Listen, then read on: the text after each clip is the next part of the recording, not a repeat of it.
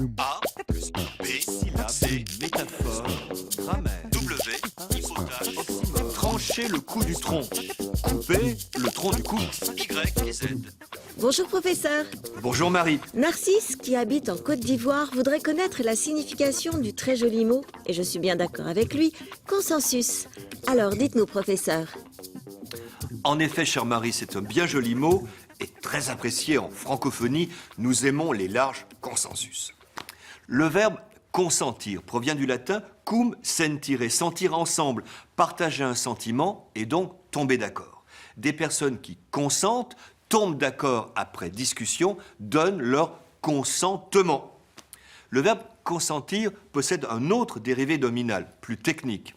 Emprunté vers 1860 au latin juridique, consensus, du latin cum sensus, sentiment partagé, désigne un accord obtenu par consentement et non pas par coercition ou autre. Le mot est d'emploi général aujourd'hui dans la langue politique.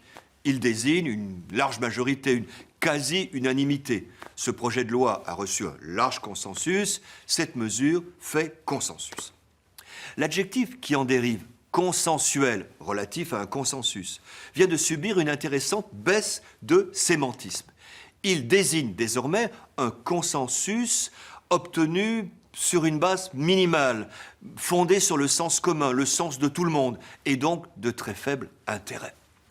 On distinguera donc ce qui fait consensus, c'est-à-dire ce qui, après discussion, a recueilli une large majorité, et ce qui est consensuel, c'est-à-dire admis aisément parce que trivial. Un consensus peut être mou. Le président Senghor s'en était bien rendu compte, qui affectionnait ce qu'il appelait le consensus dynamique. On se frotte, on finit par tomber d'accord et ensuite on bouge, mais on bouge ensemble. A plus B, C, métaphore, grammaire, W, hypothèse, oxymore. Y et Z.